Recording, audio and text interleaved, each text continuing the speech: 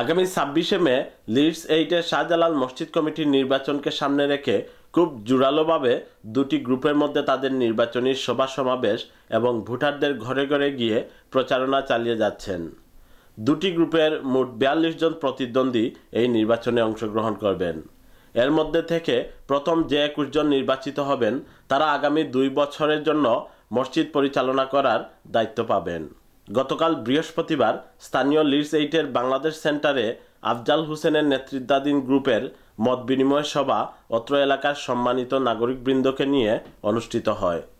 Leeds Bangladesh সেন্টারের chairman এবং নির্বাচনে প্রতিদ্বন্দ্বী গ্রুপের একটির অন্যতম নেতা আফজাল হোসেনের পরিচালনায় এতে বক্তারা বলেন, আগামী মসজিদ নির্বাচনে তাদেরকে ভোটের মাধ্যমে জয়ী করা হলে তারা বর্তমান মসজিদের উন্নয়নের ধারাকে আরও দ্রুত গতিতে এগিয়ে নিয়ে যাবেন।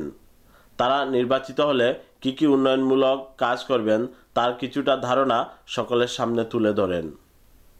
সভায় অন্যান্যদের মধ্যে উপস্থিত ছিলেন কমিউনিটি নেতা হাজী আব্দুল লতিফ, আনসার মিয়া, আরশ আলী, ইজ্জাদ আলী, সৈয়দ ফটিক মিয়া সহ অন্যান্য নেতৃবৃন্দ।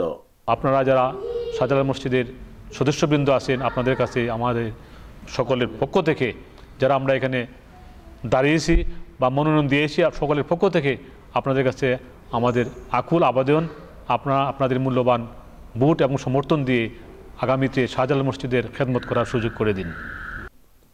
লিডস থেকে Mohammad Zakaria, channel I news.